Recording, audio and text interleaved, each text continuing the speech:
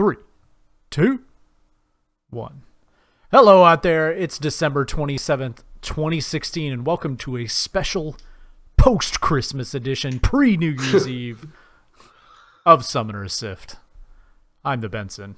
I'm back again with Projector. Hey guys, good to be back. We've had our holiday cheer. We're back for a little bit of League of Legends talk, squeezing these babies in. Yeah. Trying to get one done before New Year's Eve. What have you been up to, man? Well, I am in Orlando for Christmas, spending time with family. Cooked Christmas dinner for them, and just visiting some old friends. I grew up in Orlando. This is my stomping ground, so I've been around hanging out with people and playing a little bit of League here and there on my laptop, and just having a good time out here. How about you? The same. I actually just got back from Disney World. The exciting, yeah. I did the Mickey Mouse Christmas, which was a lot of fun. That's always a good time out there. I got to see the drone show, which was amazing. And there's a drone show? Yeah, while you're in Orlando, I highly recommend go to Disney Springs. It's totally free. Yeah. And every night, twice, they do a drone show where they have 300 drones that are in the air over the lake at Disney Springs, and they like move to music and light up. It's incredible. Like That's awesome. It'll blow your mind. Very, very cool. It's really cool because Disney controls its own air zone. Mm-hmm. Like above Disney is its own air space. So they can do whatever the heck they want. That's awesome. Yeah, it was pretty wild. I was super impressed with the whole thing, actually. Had a good time. Got a new headset. Fancy new headset. I don't know if you can see. Yeah, it looks good. Really like this. This is my Christmas present. It's doesn't hurt my ears like the old one did. It's a little bigger, but it's nice. And the one thing that it does have, it's really funny. So like this top, for all you podcast listeners, this is going to be excellent radio. But so go to the YouTube, you can watch that. But so there's like a suspension. It's almost like a suspension bridge across the top, and then there's a strap that touches your head. You see that? But the weird part of it is when you ding it, you can hear dong, like super loud in your head, and you're like, and I thought it was like my building collapsing the first time I heard it, because it was, I mean, it's very loud. But other than that, great headset. I'm really happy with it. So cool. And it looks more professional, I think, than the Logitech one did. Yeah. So I love that Logitech one, but I've had nothing but problems with it since I went to Windows 10. So I know you have the same headset. So yep, and I'm having a ton of issues. I can't play the PS4 and wear it on my head. It interrupts the wireless connection. I'm very frustrated with that headset because it worked for so long. It's got to be some sort of driver thing. I just don't know. It's kind of a bummer, but anyway. League of Legends. So placements are over. Yep. So where did you end up? Did we talk about this last time? I don't think we did. No, I don't know. No, because last episode I had done one placement match. I had played one match in season 7. So I went 8-2 in my placements, and I placed like silver me. 4. Yep. Yeah. I placed silver 4 in solo, and I placed silver 1 in flex queue, which is. Now I wish it was a hard reset, because then I probably would have gotten silver 1 in solo queue as well. How did you get how many games did you win in flex queue placements? Oh, I don't know. I think it was 7-3. That's so weird for flex. Crazy. But flex was so bad. I mean, flex queue was terrible for the actual who I was queued with. Wow. It was miserable. Plus, we had that one game where you, me, a challenger, a plat, and a diamond player all queue together and face 5 diamonds and get raffle stomped in under 20 minutes. That was fun. That was a interesting. That game was hilarious. Game. Yeah, where our challenger Draven went like 0-12. I think that's why I think that game is actually part of why, because even though we got stomped, the fact that I was queued with people that high, I wonder if that affected my MMR and my flex placements. I don't know. Maybe that would make sense. I guess I don't know. It was kind of wacky, but yeah. So I mean, I've been making the climb slowly. I think I'm like right about at a series for silver 3. I started in silver 4 as well. So I pushed through, but I'm slowly but surely trying to squeeze the games in. Today had a lot of wonderful wonderful experiences. I was telling you before we got on stream, but I actually got trolled, like straight up trolled for the first time in a long time. You know, I got I had first pick and I hovered Lee and he insta banned it or support, and then he proceeded to pick the old smite teleport Teemo support special and smite my camps away from me, smited my first buff away, and smited my red away because I started top side blue and went back down to red, and he left lane to come smite my red, which was really nice of him. So I had a smite battle for my own buffs, which was cool. I still went 7-3 and 9 in that game, but he started inting once he realized like I wasn't gonna just quit. Yeah. So that was fun. But I've felt like I've actually had a lot of those games this season. What about you? I feel like I've had a lot more ragers and a lot more people who are easily turned into trolls in the game, but I haven't in a long time had someone straight troll from Champ Select. Yeah. That's been the one thing that's the one thing that caught me off guard when you told me that. Because typically I'll have it if someone like does bad in game or they get called out, they're like, fine, I'll just feed or AFK. And yeah, I've definitely had that happen. But it's been a long time since it's straight from Champ Select. That's terrible. Yeah, and to be fair, like once he you know, I reported him, and like almost immediately after he got reported, I got the message that said, you know, someone has been punished. So I mean, he had done it the game before, so I assume he just kept rolling it. And kept you know, spamming that smite support Teemo, like, you know, get there. But I've actually seen I have a feeling this is sort of a side effect of the autofill situation, is people get autofilled into support and they just decide like, well, you know, instead of dodging, which is crazy to me, because if you're gonna do that, like if you're trying to actually climb, you're just infinitely better off just dodging. Yeah, it seems crazy to me that autofill. I would rather have like 5-minute longer, 10-minute longer queue times than sit 20 minutes with a troll. I 100% like that's agree. what gets me. Yeah, I don't understand rights like, sort of like obsession. Yeah, I don't understand what the thought is to where like they think like the queues have to fire faster. I mean, I get the wait time is sort of frustrating for people, but like, man, what a terrible experience to get autofilled into a role like you have no idea how to play. And that's like, and it's a situation where it's damned if you do, damned if you don't for them, because like either we're going to complain that the queue's too long or complain that we're getting trolls. And like, I'd rather just get complaints about the queue being too long, because I can, like I'd rather have that and then have the data from the last few weeks or whatever be used as the argument. But I'd much rather them just deal with the deal. If they're going to be complained either way, I'd rather deal with the queue time argument than the troll argument. Yeah, I think actually my problem is not so much the people that just straight up troll, because those people are like, you know, they are what they are, right? Like they're going to troll, they're going to get reported, they're going to get banned, you know. So those things are going to happen. My problem is the people that get autofilled and don't troll, but like are frustrated and just sort of give up. You know, like those are the ones that really, that just want to surrender the first blood that happens. Like I had a Janna like that in the last game where, you know, they got doubled early. And she just immediately wanted to quit. She was like, "Oh, just FF. I should never, you know, I got autofilled, you know," and they just give up. And it leads to like a more toxic environment versus last year. I felt like a lot of the games I played last year were much more quality than the and it's sample size, like again, really small. But I played like probably 200 plus ranked games last season, and I can count on my hand the number of times I had people just like straight up quit on me. Like people get frustrated and stuff, but like not like this season. Maybe it's just timing. Like people are doing placements, they put more weight on that stuff and they get frustrated. That could be it. I don't know. Well, to anyone out there who's hearing this and sees a troll in their Champ Select or someone they think might be a troll in Champ Select, like just dodge. It's better to wait 6 minutes or even, 6 minutes and have your sanity than be stuck in a 20-minute game with someone who's trolling.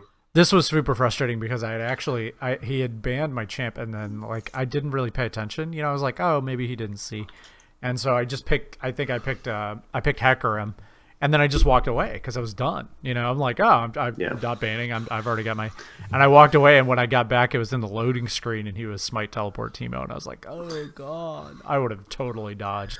But what can you do? You know, you got to battle on. No you got to battle on. And you know, why would you waste a ban on your own champ, like your own team's champ, when you could ban Camille? Yeah, I've got oh, true. True. Yeah, you can just ban Camille. She's a great ban right now. So we actually haven't, I think that goes right in. Like, we haven't talked about Camille yet on this cast. So what do you think about Camille? That's the new champion, obviously, if people don't know. She's like a clockwork, sort of an Orianna-esque clockwork. She has like spindly blade legs. Yeah. She's cool. She's cool looking, right? I like aesthetically, you know, just briefly, we're not really an art podcast or a lore podcast, but the idea for the champion's really neat, right? Like, yeah, I would agree. The kind of Undertaker of I forget where she's, the Piltover, and I think her design works really well stylistically, and I think like the way that her character design, as far as her walk animation and everything, like, I think it all fits together really well. The like sounds, the voiceover is really good. Like I really like the champion. I think it's cool. I always liked Orianna from a design standpoint too, and I think this champion's really neat. But so let's talk about her like in a gameplay perspective. Have you played against her a lot, or have you? Yes, I've played against her. I haven't played as her, but I played against her. I typically play tanks in the top lane, so the only thing I've run into her with is Maokai. And it's interesting to me because it seems like, and I know we're going to get a little bit into her kit later. Yeah. But so her passive, just as a quick thing, will shield based on the enemy's type of damage. And Maokai obviously does mixed damage because his auto attacks are physical and his abilities are AP, and I was able to make her shield proc for physical, and I'm still not sure how I was able to do that. And listeners will understand when we describe how this shield works, because it was just really weird. So I was actually able to beat her because I would outscale her. What sucks is if you're behind, she can force you to fight, and if you're behind, like you can't do anything literally because she can force you to fight and you'll die anyways. I have never felt such a champion be so oppressive with a lead. Because of that. Yeah. No, I think I've seen a lot of similar, although like, you know, we're going to get into kit and stuff, but my experience with her is I played against her a few times, during my placements and since then, and I've been playing a lot of Lee, and like, most of the time, like, I haven't had a lot of problems with her because I'm aggressively trying to shut her down. So I'm understanding that like my top laner cannot deal with this. I have to go up there, and so I haven't had a ton of problems. But the few times that she has actually managed to get a lead, it's spiraled out of control. She's very similar to Aurelia in that respect. You know, even the way she builds and stuff. It's like there's high mobility there. And she's very difficult to kill, and once she has the lead, it's like, what do? I don't know what to do, you know, here. So let's get into why she's that way, right? So if you haven't seen her yet, I'll just go through, you know, we'll kind of trade off here. So you were talking about the shield, so let's go through, explain the shield. Like, okay, so her passive is her shield. It is adaptive defenses. Camille's next basic attack against enemy champions is periodically enhanced to shield her for 20% of her maximum health from either exclusively physical or exclusively magic damage. And the shield will show up as it'll be orange on her for physical, and I think it'll be blue for magic. Based on, and this is why it's interesting, this is why this is a really interesting passive, based on which type would mitigate the most damage from her target's damage type. Yeah, so there's some sort of algorithm there where it's like... Yeah. I thought originally it was based on whatever the last kind of damage was done to you. No. So that's why I thought it made sense that I could proc it to shield her from physical damage as Maokai, because I would auto her, and then I would just spam my abilities when the physical shield was up, because it wouldn't block and mitigate any of that damage. But it's actually whatever would mitigate the most damage. So what I don't understand about this, and if one of our listeners knows, or if you figured this out, is I can't figure out if it's based on the most amount of damage that that champion has done to her, or if it's based on their actual champion type. My guess would be what's happening is it's just doing a straight calculation of what is her AD, what is her AP. Yeah, that's my guess. Is like if they have 200, perhaps if they have 200 AD, but they have 50 AP, it's gonna take AD. That's probably why you're having that weird situation on Maokai, because Maokai has one of the highest base ADs in the game. Yeah. Because his auto attack he has a really low attack speed. So like, but his auto attack like hits like a truck. That's why the old crit Maokai was really funny, because you would like punch someone and it would like one shot them. You would get Infinity Edge and static shiv, and he would be like boom, and like it would just punch the crap out of him. So that's probably what's going on there. But it's a neat ability. It makes her really tanky. And really good in trading. A lot of it's really hard to trade with her has been my experience because of this passive. And Aurelia is sort of similar, where like when she's lower, she has the stun. Yeah, this champion reminds me so much of Aurelia in the way that she functions. Like she's super mobile, she's tankier than she should be, so that's been my experience. And there's so much in her kit, and she even builds the same. She builds very similar, Triforce and Titanic. So the one big thing is here, the one thing to remember about this passive is she's going to be tankier than you think she is. And she's got to build health. Like she needs a little bit of health in her build somewhere. And generally it's coming from Triforce. So, Yep. All right. So you want to jump into her Q?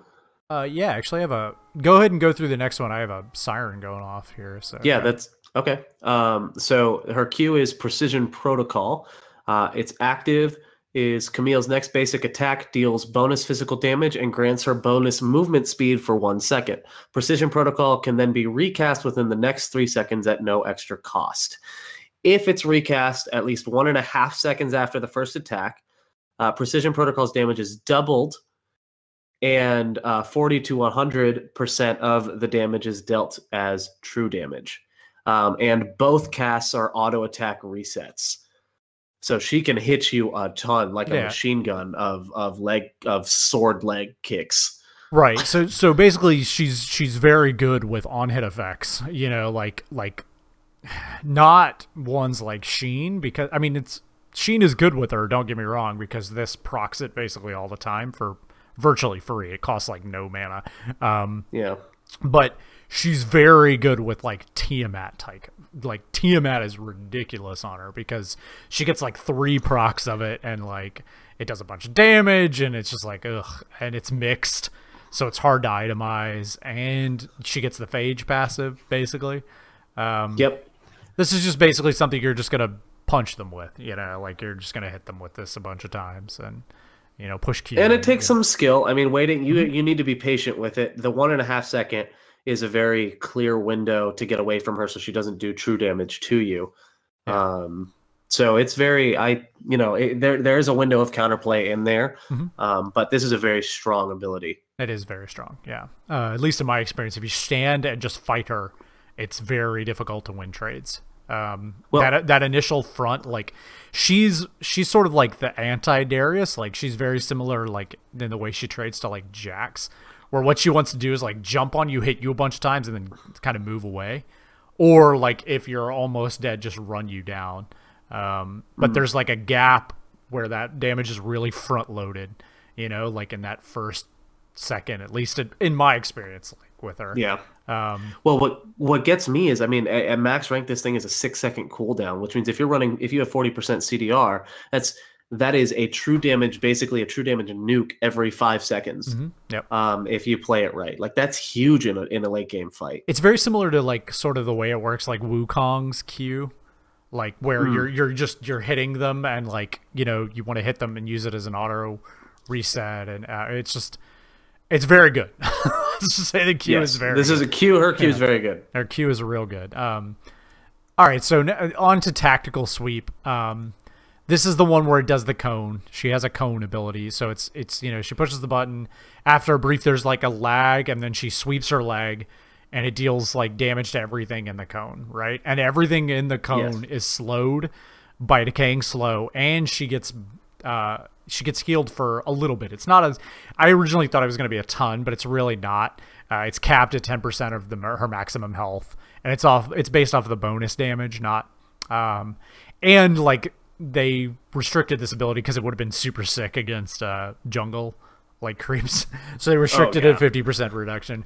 It's good. It's a good slow, but the cone is not very big in my experience. But it can be really sick when it lands. It's really similar. It's very telegraphed. Yeah, you can see it coming, and like it's sort of like a really slow Maokai Q. At least it's like real slow, and then she does this sweep thing. But man, when you get hit by it, it feels real bad because like being slowed. Note that the slow is 2 seconds long, and that's long enough for her to precision protocol you with both and reactivate. So you just kind of get pooped on for a minute. Like you just kind of stand there and like, oh god, what have I done? So like this is her like contest a last hit sort of ability, right? And we didn't say this, but like she's clearly built to be a top laner, right? Like I've seen people jungle her, but for the most part, I always see her in the top lane. Yeah, and she's so strong on the top lane.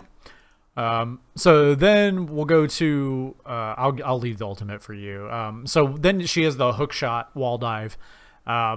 This is her long cooldown sort of escape ability. So she fires a grapple, and then if the grapple collides with terrain, she dashes toward the terrain, right? And then she sticks to it. So it's like she's like grappling hooks to the wall, and then if she basically, if she hits while she's hooked to the terrain, she can reactivate it. And then she jumps like over the thing when you push the button again. So she dashes in a direction. She kind of like sticks to a wall, and then you can choose a direction and then jump that way. The other thing is like if she's jumping toward a visible enemy champion, it like doubles the range. And this is like really, in my experience, like it's super like lenient. It'll give you this double range like a lot. Also, if you hit a champion with it, right, when she lands or she collides, right, she does physical damage to everything around, and if she hits an enemy, they're stunned for a second, and she gets a bonus attack speed. So like that's just insane. Do not get hit by this, because like she's gonna stun you, she's gonna get bonus attack speed. It's going to deal damage to you, and the ratio is actually really high. It's like 75%. It has really high bases.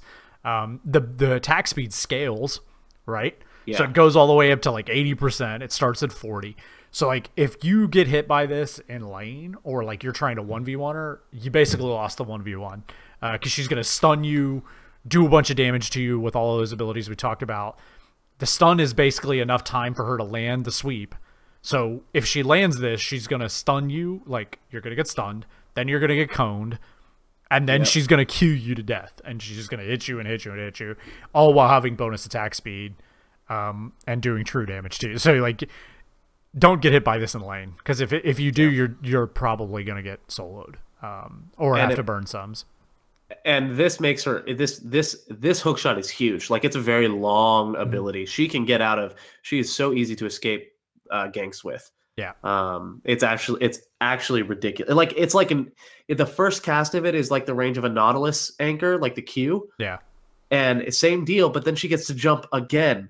The second jump is really long, like really long. It's just insane. You have to it's like I can't even gank her as a jungler because I know she'll get away. She's so one thing that you got to remember is like, the second jump stops when it hits an enemy. It's not a champion. So like you've got to kind of play.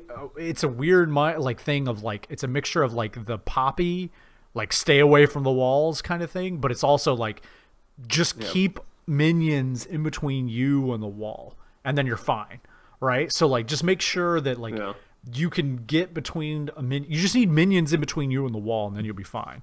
So that she can't like hop to a piece of terrain and like jump on you. But the problem is like you get in some weird situations where it's really hard, especially in the jungle. Like skirmishing with her in the jungle is really hard because she can hop the walls. She can also use this to hop walls. It happens a lot. And that stun feels real bad. It feels about as bad as it's not as long as the Aurelia stun, but it feels about as bad. mainly because of her ultimate too. And what's her ultimate do? So her ultimate Hextech Ultimatum, and we've touched on this before. But she basically creates an arena that's the shape of a hexagon, and it's the width of a lane. Like it's the entire width of a lane from terrain to terrain. And she becomes untargetable when she leaps toward the enemy champion. She becomes untargetable during that leap, which is like a quick half-second thing. So it's useful to dodge an ability. And when she lands, she creates a locked hexagonal zone around the target for 4 seconds, knocking away all other enemies on impact. And the target that she's chosen, it's like a J4 ultimate, except not even flash or unstoppable abilities will let you out. Right. So the target can move freely inside the zone, but cannot escape it through any means whatsoever. The only 2 conditions for this are if Camille gets knocked out or Camille leaves the zone, or the 4 seconds are up. Those are the only 2 ways that this happens. So while in the zone, Camille's basic attacks deal bonus magic damage. And that's scaling percent magic damage, by the way. Yep. It's percent of current health. Yeah, so it scales from 4 to 8. So this ability is good, but I think the important thing to remember, like a lot of people compare it to like the J4 ultimate. It is not as, in my experience so far, it is not as good as the J4 ultimate because it is not a nuke. It does not do a bunch of damage. You don't Dunkosaurus Rex somebody like J4 does with this ability. She wants to keep fighting you once she's locked in there. J4 wants to burst you. It encourages, what it basically does is it says, like, I want to keep trading with you, so stay here and fight me, like in an elongated trade. Like, I want a sustained trade, which is weird because her kit is not really, it's kind of made for that, but like a lot of her damage is really front loaded. So like it's odd. Like this is kind of an odd ability where it's like it gives her like the ability to make someone stay and fight her, but she has that crazy mobility. This piece, like I thought this sort of fit her kit very well when I originally saw it. And like now that I've seen it in game, I'm actually not as impressed with this ability as I originally thought I would be. I think it's good if used correctly. For example, if you can proc that E and get the bonus attack speed for 5 seconds, this becomes that kind of nuke. It's a little bit more sustained, but you know, if it's the way that the developers had writers had talked about her was basically like you should feel like you're doing a complicated dance if you're playing her well. Yeah. And I think Hextech Ultimatum jumps into that, but this is why she's so oppressive if you're losing lane. Yeah. Like if you're losing, she forces you to fight and you can't get away. Literally, I watched a Camille on my team destroy a Scion and we'd hear him try to ult out and just hit the wall. Yeah. If I'm Vi and she ults me and I target someone else with my ult, I'll literally just stand at the edge of her ult trying to get to my target for the entire 4 seconds. Like she locks anyone in and no ability lets you out unless you knock her out. Yeah, I mean, I think my biggest thing with this ability is that most of the time when I've seen it happen is like in the situations where she was like pinning someone in it, she was ahead, right? And when she's ahead,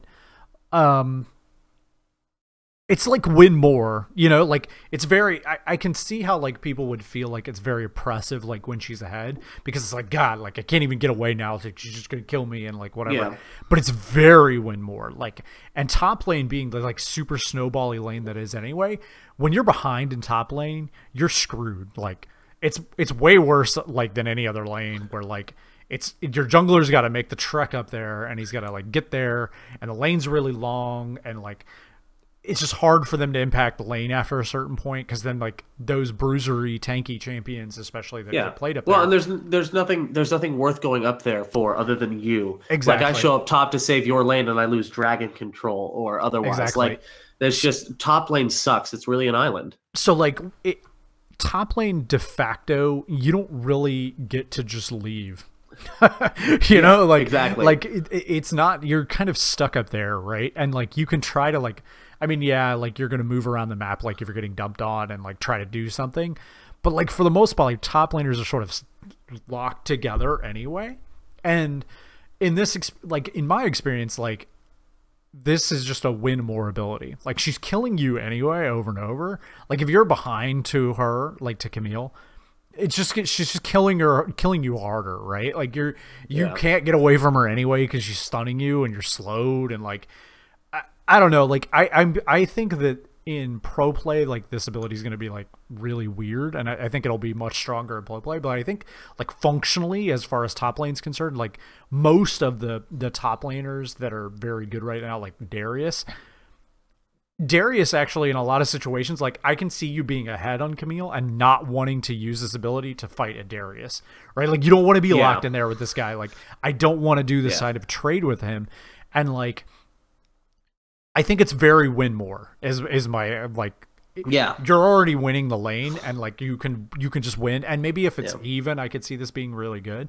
But well, and it's really good for locking down some of the more mobile ADCs in late game fights. Like you want to lock down their carry, make sure they can't get away from you. But Camille's really good at getting onto you and making you stay. I think the difference is though is like champions like Aurelia, right? Like in the late game team fight, if they get on the ADC is just dead. Like they're dead and it doesn't matter.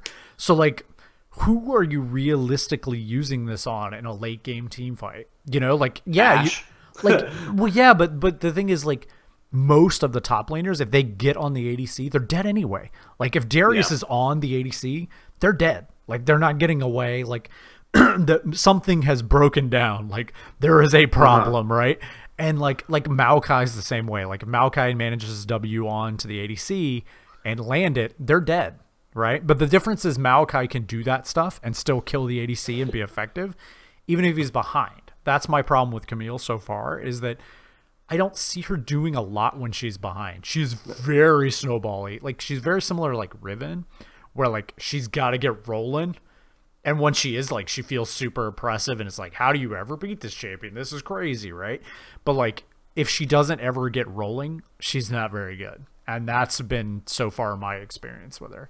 I don't know about you, but also to be fair, like she's banned like virtually every game. Every game. So, well, my thing is the only thing that I've noticed, and I'm looking at the numbers now for her cooldowns. Her cooldowns are pretty standard cooldowns, but it doesn't feel like that when you're playing against her. It feels like all of her abilities are up all of the time. Yeah. And that's what feels bad when playing. The Q feels real bad. The Q. Yeah. But her W, that's slow, is murder. Because what she'll do, she'll E onto you, stun you, cast her Q once, and then she'll tactical sweep you to slow you. And before that slow is up, she can Q again for the true damage and walk away, and you can't catch her. Like her trades are really effective if she does things well.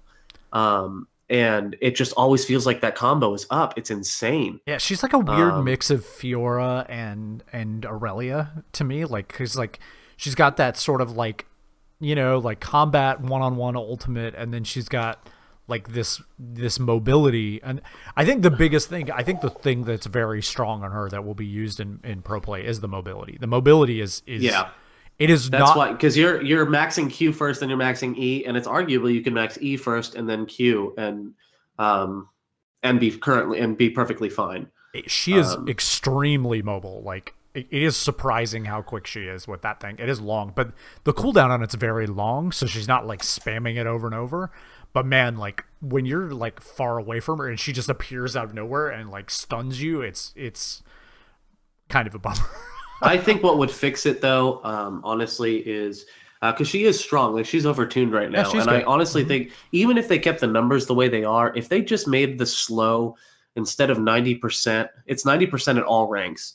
And if it was 90% at max rank and it scaled up to that, I think so too. I think it would make maxing her abilities a little bit more. You get a free 90% slow at rank 1. That's huge. That's a long. No one has to touch it. That's a big old slow, and it's the same duration too. So you may as well, if they either make it scale with either longer or like, you know, starting at 1 second up to 2 seconds, or they make the slow itself bigger over time or over rank. Like I think that would make her choosing what ability to max a little bit more meaningful. And if she's not maxing E first or second, then she's less mobile. Like I think that would fix a little bit of that. Yeah, I would agree. I mean, so I think that's probably the lever that they hit first, and they'll tweak like base numbers. She's overtuned right now. If you want to learn to play her, she's really cool.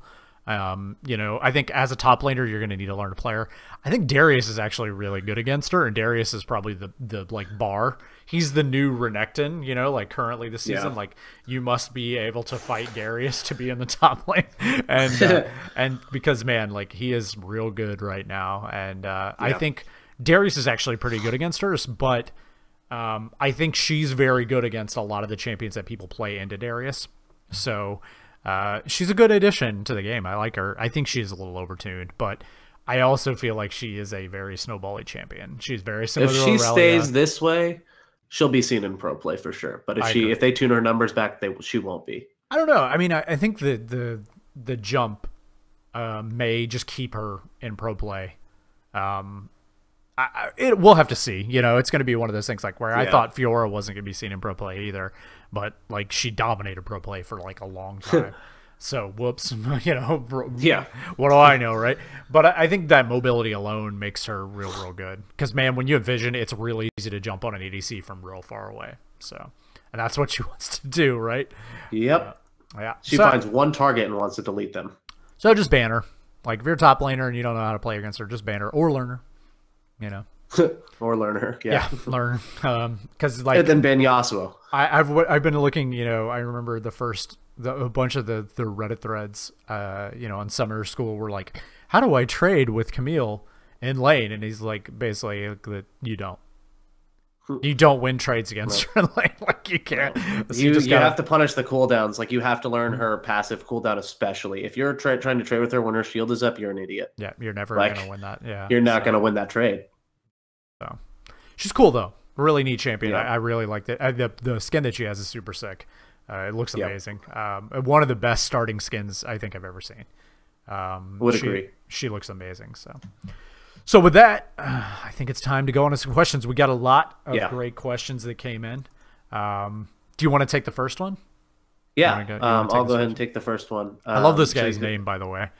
This guy's name is Captain Ravager. Not Captain. Captain. Ravager. Captain Ravager. He's letting you know. He's letting you know right off. Like, I'm the Captain Ravaging. You better be ready. You know. Ravaging my solo queue. Yeah. So he says. First, he's like, I first have to say that I love the show. It's great having one where the hosts are much closer to my level as opposed to listening to challenger players. Ha! Take that, challenger players. Gotcha. Hey, we suck too. So, my question follows my time playing the game. I started playing in late season 3, and since then I have played almost all the roles as well as all the champions. Because of this, I've had my favorite champion nerfed a few different times. It first started with Kassadin, then Poppy got reworked, and I wasn't a fan of that. Then Azir and Tristana, and then Fizz for the time where I end up going Fizz tank in the top lane. My question is this. What has your experience been with Riot changing your favorite champion, and what did you do after it happened? Did it ever cause you to change roles completely? So I'll let you answer this one. Yeah, because this is super relevant because this actually happened during the off season, right? Yep. So good question. Thank you for writing in. We appreciate it. But I actually had this exact same situation. So last season, I was actually basically 100% a Rengar main. That's like all I played. Toward the end of the season, I played some other stuff after I'd already hit gold, and but all I played was Rengar. And Rengar jungle, that's all I played. Didn't play him top lane. Like I played literally one role, one champion, completely a Rengar, one trick. And that was the reason I got to gold finally, is I just played one champion. And then they completely changed him. I actually do not like the new Rengar at all. I've said this. I know that for a brief period his numbers were overtuned. Bone Tooth wasn't working the way it was supposed to. He was getting like way too much AD. And he was broken, but I can't win on him. Like I don't like the way his Q works. I don't like the way the W works. I like the old W. I know that the new W is like broken if you're like a pro, but I am not a pro. And the old W, I liked the way the sustained worked. I liked the way you got a bunch of health off of it. It did a bunch of damage. I was good at hitting the bola, and like the bola is still the same, right? But the Q is completely different. It feels like not. I don't like the way the new Q feels. I don't like the new ult.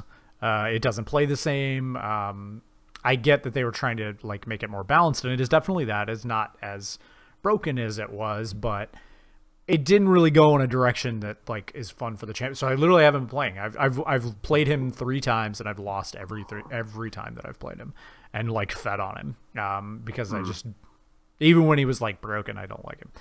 So what you have to do is you just have to figure out like what about the old champion did you like? You know, what was it that you liked? And my thing with Rengar was that he could start a fight whenever I wanted to. Because anybody that plays League of Legends with me knows that all I want to do is start a fight. Like, I just want to fight. 24/7, that's all I want to do. So I picked another champion and said, who is really good at fighting all the time? And it turned out to be Lee Sin, who's really good. And crazily enough, Lee actually got very good over the offseason, right? Yeah. But he wasn't perfect good timing for you. He wasn't good when I started playing it. I mean, he was good, but he wasn't like he is right now. You know, but find another champion. My strong suggestion is this is going to happen, and if you're not used to it, like, get used to it. Because this is League. That's what we like about it, right? It changes. Some champions are good, some champions are bad. That's why we have this podcast, you know, because if it was the same and like the champion state, if Kassadin was exactly the same way, we wouldn't have this podcast, to be honest, because Kassadin's good. You should pick him if you're a mid, because eventually there'll only be like 3 mids and that's it. And all the rest of the champions would be junk and no one would ever play them. And, you know, so my strong suggestion is distill it down to like what you like. Why do I like playing Kassadin, Poppy, Azir, Tristana? We have a guy that we play with pretty frequently that was an Azir one trick, and he was plat, like rode Azir to plat, and then they nerfed Azir, and you know, he just doesn't know, like he just doesn't know what to do. Like that guy just like he just can't. He just plays for fun now. Yeah, he just plays for fun.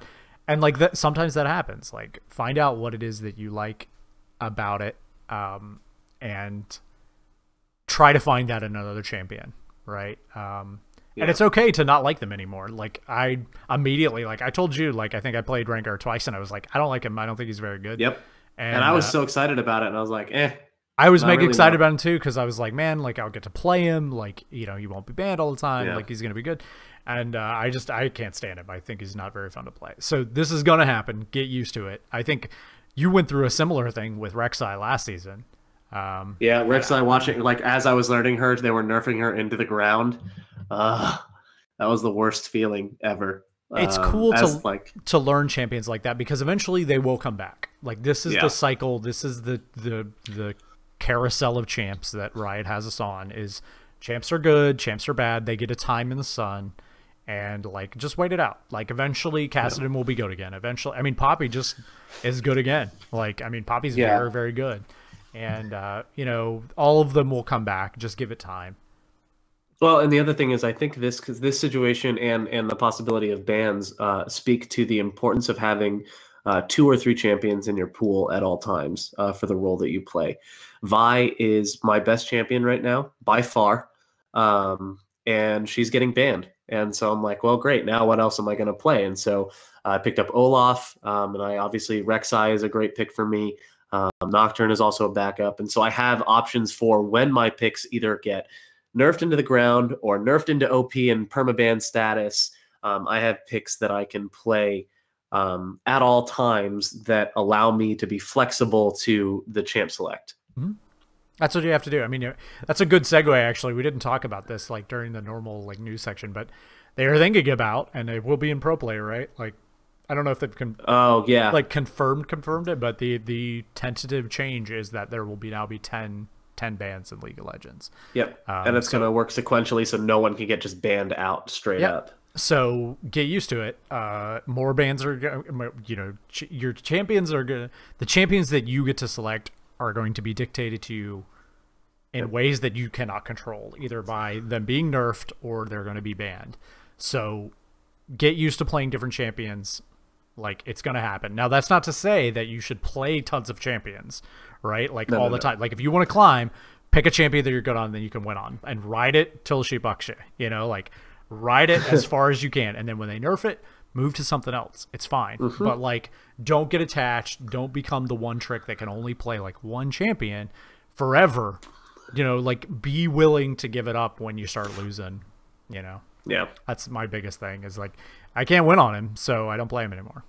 Think of it like, I hate to say it, but think of it like a business investment. You know, when your investment isn't paying off, you pull out. Yep. But you still, well, not always, but at least you don't pull your funds when you've lost them. So you leave your funds alone in an investment until you do have positive returns, and that's when you pull. Yeah. I did you know that's practice, but that's pick a a really different good champion, and that's a really good experience for life in general. Like when in doubt, pull out. when in doubt, pull out. That's right. In a lot of different scenarios that really works for. So like, but yeah, I mean, like really, I had to throw that one. I had to throw that. No, that was fine. That one really threw me for a loop. Too much pun. But no, really, like, you know, you have that champion in your back pocket. You can leave it like a business investment. But you know, when you are doing something, it's not panning out. You back out. Like you're like, okay, cool. I'm not going to worry about that. I'm not going to do this anymore. Always have backups, and always have other champions that you can play. I don't think it ever caused Benson and I to change our roles completely, but it definitely made us rethink how we play our roles. That one, I think, for sure, because when you change a champion, you have to rethink how you play your role. Yeah, absolutely. Like, you know, Lee Sin is a completely different champion than Rengar. Yeah, completely different. But the things that I liked about Rengar are still there. I can still fight people. Like, I'm very strong in a 1v1. Like, I can still delete people. Like, I could just, it's just a different way of doing it. Like, I'm doing it earlier, you know, and just be flexible. Like, be okay with, like, it's okay to change. That's what I would say. Love diving backline. Olaf, Rek'Sai, Vi, Nocturne. Yep. Like, that's just. But they all do that in very different ways. And like, exactly. So just kind of figure out, like, there's always going to be a feature of the champ that you like that gets changed, where you're like, you know what, maybe I'll try something different. You know. So. Yep. Yeah, great question. So you want to take the next? Oh, actually, you read the last one, so I'll read this one. Yeah, this is not a question though. This is not a question. This is actually last week we asked for placement stories. We'd still love to hear these because I'm sure that a lot of people with the holidays haven't actually done their placements. We'd love to hear your placement stories. These are great because it's you know, the fish stories of League of Legends, right? So Dragon, longtime friend of the show and great all around dude, Dragon Guy 7 writes in. And he says, "Oh boy, you wanted to hear the horror stories, so let me spin you a tale." Yeah. And I could literally hear him saying that in my head. Like, I'm playing Morgana support with a Twitch, a Katarina mid lane, a Jax top, and a Rengar jungle. We are against an opposing team of Brand support with a Jhin, a Lux in mid, a Trundle in the top, and a Shyvana jungle. Shyvana's busted right now, by the way. If you're not playing Shyvana, like, and you know how to play her, you should try playing Shyvana because she's crazy broken. All right. So moving on quickly, find out once we enter the game and are waiting for minion spawn that our Katarina loves to talk. Our Twitch is a one trick. Riven main that was auto-filled. Oh, wow. Okay. Oh, no. No. Much to my best efforts, we lose bot lane, and the Lux and Cat trade kills quite a few times, going relatively even, while our Jax just dominates top. On the jungle side, their Shyvana is racking up kills and assists. That sounds about right. While our Rengar likes to ult and then proceed to wait almost the full duration of his ult before jumping in. Okay. Our game continues to elongate with neither side closing because of bad calls and poor grouping. Man, this is like every silver gold game ever, right? Yeah, this is Jax doesn't die for the first 40 minutes. Twitch refuses to group until the last 10. This is an hour and 3-minute long game. Holy moly. Oh my word. 6 dragons are taking this game. Oh, that's really scary, especially if against Shyvana. Yeah, 4 of which are the enemies because so this Shyvana's like just destroying people because our Rengar doesn't know how important dragons are to Shiv and doesn't prioritize them. And 4 Barons. How on earth do you go 4 Barons in a game? 2 for us, 2 for them. Shyvana changed her build not once, twice, or 3 times. No, 4 times. He even had a stupid AP build for a bit that still beat out 2 carries. Somehow we won this game as we finally grouped and won a team fight and capitalized on it. Hope you guys had less dramatic and stressful game. Your pal, Dragon Guy 7. I don't think I've ever had a 4 Baron game, personally. The night that he sent us this, he messaged me and told me about it, and I went into his match history and I looked at this. Like, this was the dumbest game in a match history graph I think I've ever seen. Like Oh, man.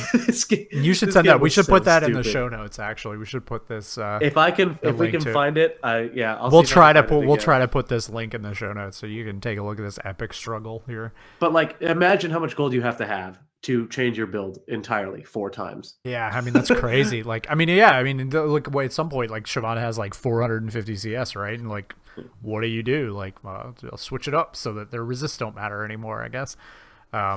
Good lord! Like, also, heads up, if there's a Shyvana in the game and you're not playing around the bot side of the map, you're dumb.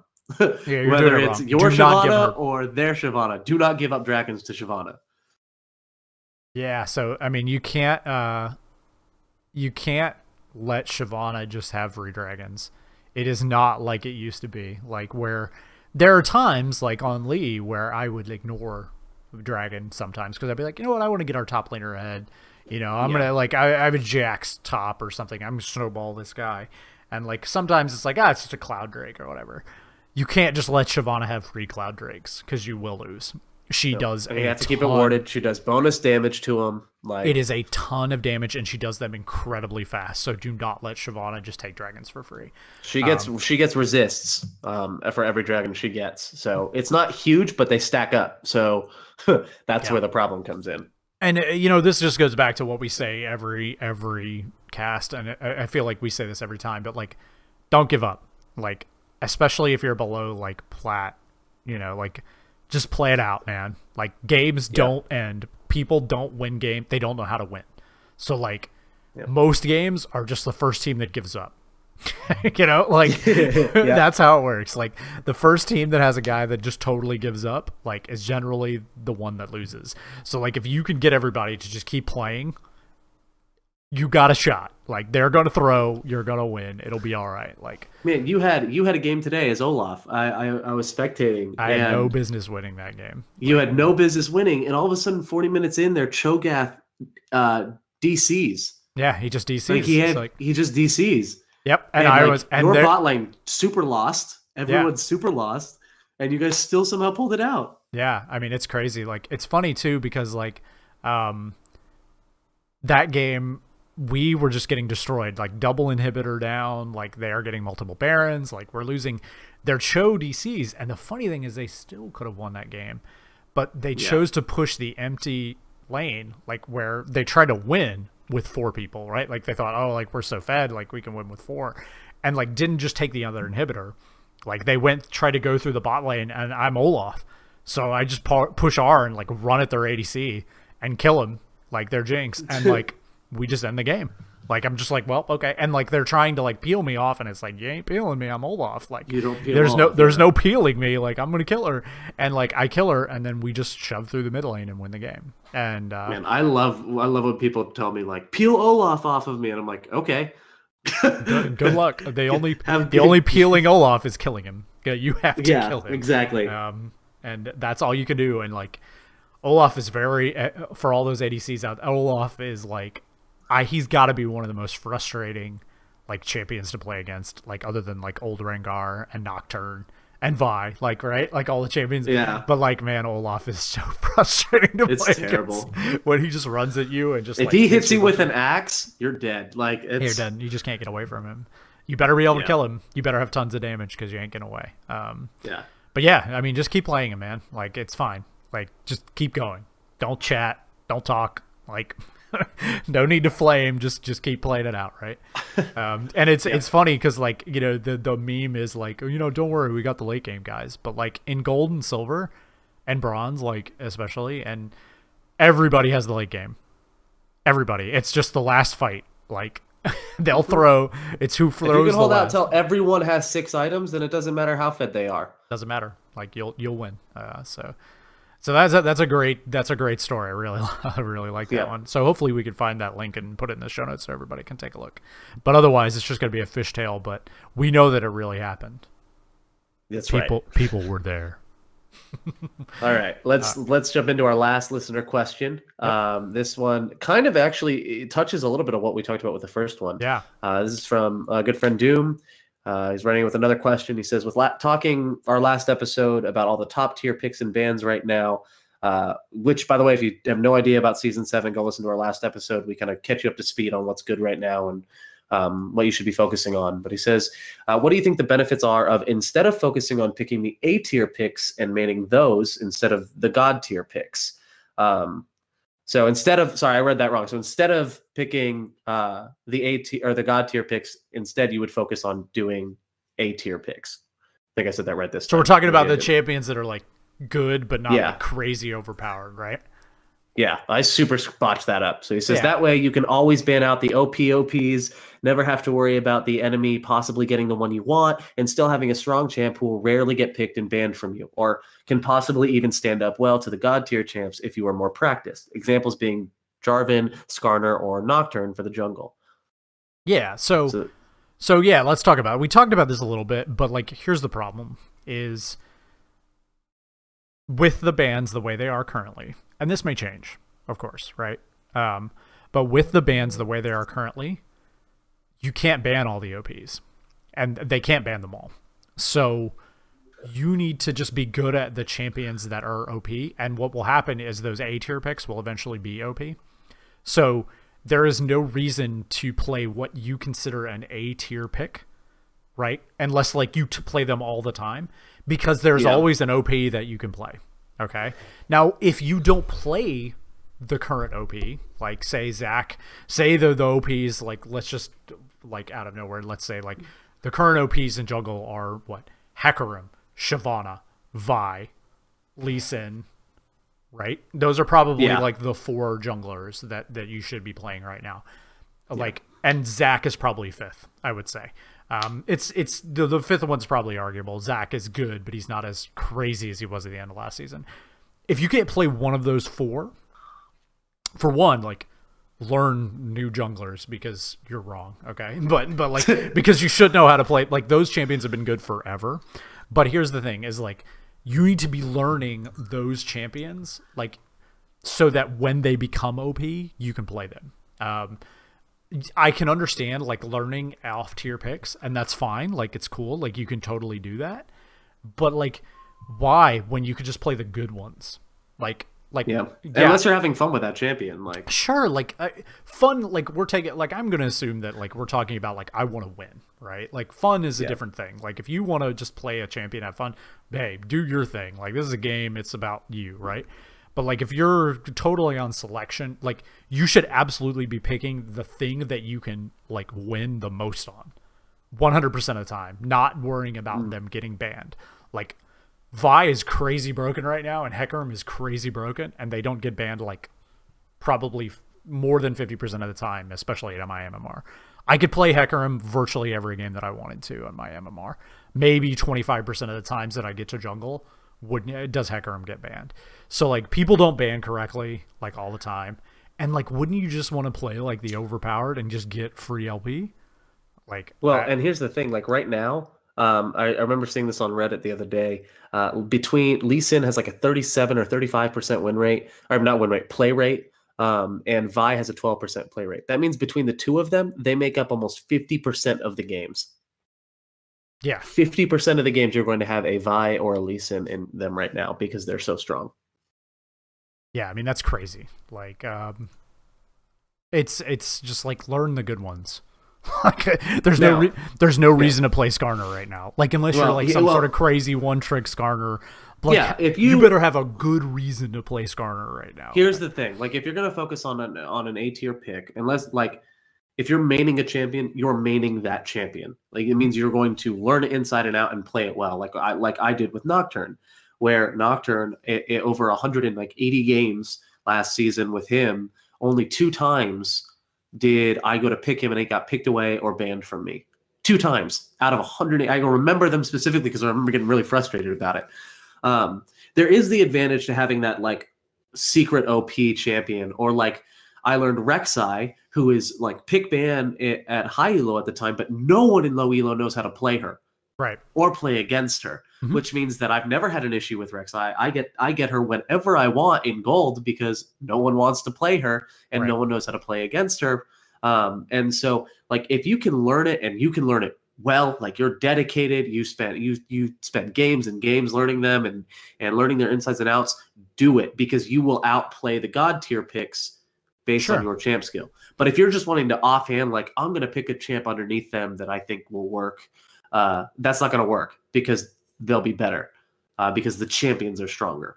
Yeah, but if you're a stronger player, it works. I don't think you should pick a champion to main that is a lower tier.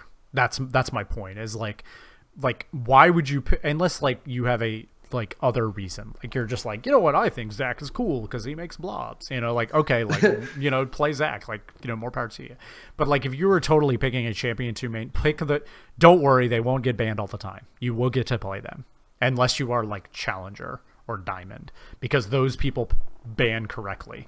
No one bans correctly below like Diamond 5, and even then people are like, you know, Aatrox, like Faker bans Aatrox all the time. Okay, so like don't worry so much about picks and bans, like pick stuff you can win on. And but I mean, I get it, like, but even when Rengar like last season was crazy OP, like I was playing a ton of him, and like I got him virtually every game. I mean, and no one was banning him, so stop worrying about it. Like, don't worry about bans, play what you want to play. People don't ban, right? Nope, so, they rarely do. And you should be learning like 2 or 3 champions in a row anyway. So like one of those champions should hopefully be OP. Or you're like, my opinion, Ryze should be banned all the time right now. Yep, and he's not. Yeah, and he never and he's not. He gets in almost every game, and it's ridiculous. Ryze is insanely overpowered, and he is never banned. So like, learning Ryze right now would be great. And like Ryze, as of like 2 months ago, was like A tier, right? So who knows? Yeah. But yeah, so I mean, hopefully that answers your question, Doom. Just, you know, keep playing Wukong just like you always do, because I know you do, and you're just gonna play Wukong no matter what. That's what you're doing here. Is you're writing a question in, you know, to try and get us to justify your Wukong pick. So like, it's okay. You can play Wukong still. Like, you can just stay silver 5 for the rest of your life, and it's fine. No, Wukong is a 5. I will fully support his Wukong pick, because he's actually got a really good Wukong. So. But Wukong is so bad. He's so bad. Wukong in the jungle is hard right now. Like, it's very hard. But if you can play it right and survive the invade that will come, go for it. Good luck winning on Wukong against Lee Sin. That's all I will say. Yeah. Like, you... Good time. Go get him. You know, go get him, Tiger. Like, let me know how it works. We love you, Doom. We love you, Doom. But we love you. We hate Wukong. So, all right. So those are our listener questions for this week. Please, if you're out there, if you're listening, we'd love to hear from you. Even if you just want to write in and tell us we said something wrong, that we suck, anything like that. We love listener feedback. You can send all of those questions to summonerssift@gmail.com. It's in the show notes. You can find it everywhere. It's like plastered all over everything. You can send those in. We loved it. Also, every week we give away $10 in RP. It's free RP. You can just have it for free. Just send it in. Just send it. Just send in some sort of nonsense. We could pick you. You know, you could send in a meme. It's okay. Like, I don't care. Send in your stories. Send in your comments. We'd love to hear them. So, and so this week we're gonna pick. Who are we picking this week? What do you think? I think Captain Ravager. I really like that question. I like the discussion that came from it. I think that was a great question. I think that's a great question, and he's also not named Doom, so you know. Yeah, that's fair. If his name was Doom, he'd be out too. If it was Doom Ravager, out. Gone. We'd actually take $10 in RP away from him. Yeah, we would come and take it. We would charge it. I don't know how we'd do it, but we would do it. We would figure it out. Like we know we. So yeah, so that's the cast for this week. Any final thoughts? Any exciting things you'd like to close with? I mean, what do you got? So we have one call that we want to make, right? We want to ask everyone. So what do we got here? We got some exciting news. We got some things in the works for you guys. We're working on building some stuff on the back end, and we've got some exciting things coming up. But we're looking for more guests to come on the show with us. So if you are interested in coming on the show, let us know what you either want to talk about, what your role is, where you're from, and we'll figure out a way to get you on. And possibly we're looking for a new host to join us as well, a third host. Contractor, we love him. but he's a responsible adult now. He's a responsible adult. And he has to work. So he has to work. So he can't always make it. And we love him. And if he can come on, we'll have him on. But, we want a third voice in these conversations, possibly not a jungler. But if a jungler comes in, cool. Yeah. Fine with me. But yeah, so if you're please let us know. Send it in, and tell us why. Like, if you want to be a guest or you want to be a host, all you got to, don't just say, hey, I'm Bob. Like, cool, Bob. Yeah. You're great. But we need to know. I need a little more. Just give me a little more. Like if you've heard us giving advice and you're like, oh, if only they had said it this way, or oh, they were so close. Tell us. Let us know what you would say or what you want to. Why you want to be on this show, why you think it would be good for you to be on the show. It's not like we don't think you're good enough. We just want you to prove that you're good enough. That's all. No, we don't think you're good enough. We don't. We actually hate everyone. We honestly are only asking this so that we can throw all of your applications in the garbage. Yep. I will say, I was really excited. Haha, none of these people are good enough. For the last 13 episodes, the one piece of criticism I've heard really is, you guys aren't challenger players. Why should I listen to you? And today we get, you guys aren't challenger players, and that's why I listen to you. I know. Kind of excited about that. I'm not going to lie. It doesn't matter what we do on this show, where somebody will like it and someone will hate it. I could literally just sit here and go for 10 minutes and they'd be like, would love that. That was hilarious, man. That was the best piece of podcasting you ever did. And so and then I could do a week-long research project on the intricacies of Nautilus's anchor and really give it my all, and people would be like, that really stinks, we hate it, please tell more funny jokes. And so that's where we are. So please, everyone's got something to add, and we'd love to hear what you have to add. So send in some applications. You want to be a guest, you want to be a host, just let us know. If you don't know what you want to be, you can send us that too. Yep, you can tweet us, you can email us, whatever way, add us in game, I don't even care. Just hit us up. At the end of the podcast, there's always, Projector did a great little outro. Tells you all the information you need to know. Just send it in. summonersift@gmail.com. It's easy to remember. Please, please, we're lonely. All right. So that's it for this week. Thanks so much. Everybody have a great new year. Yes. All right. This is our last show before the new year. So any words of wisdom? What's your New Year's resolution? My New Year's resolution is to get plat in League. I want plat this season in League. I have other New Year's resolutions, but the big thing for my life, my bigger resolution is to add some more structure. I need a more structured schedule. A little more structure. Went through a really, really rough period in October and November, and I think a more structured schedule would help me there you go. Some of that better. So I think a lot of pro players would agree with you as well, right? Fair. Fair. Yeah. So yeah, that's also I played with a pro player in a game the other day, and my KDA was 1 kill better than his. So LCS teams hit me up. It was an ARAM, and he played Vayne, but hit me up. He's not contracted yet. He hasn't signed with anyone, but I'm his agent if you need if negotiations, I can take care of that for him. So my League New Year's resolution is to improve. I want to be plat. But I think that's going to happen naturally because I'm just, I'm pretty good at. You're just that good. Yeah, I understand. But my big thing, I've broken it down. I want my KDA in general to be higher. I want to get to a 3.5 KDA, 3.0 KDA on all the champs that I play. Because currently, I have high win rates, on a lot of champions, but my KDA is 2.75, 2.4, because I fight all the time.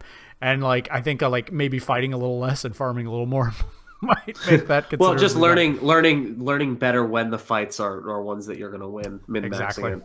Yeah, that makes sense. So that's and then as far as life, I kind of want to I want to actually buckle down and really get on this content stick and make more of it, because I really enjoy it. I hope that people out there enjoy it too. So yep. All right, so that's Summoner Sift episode 13 out.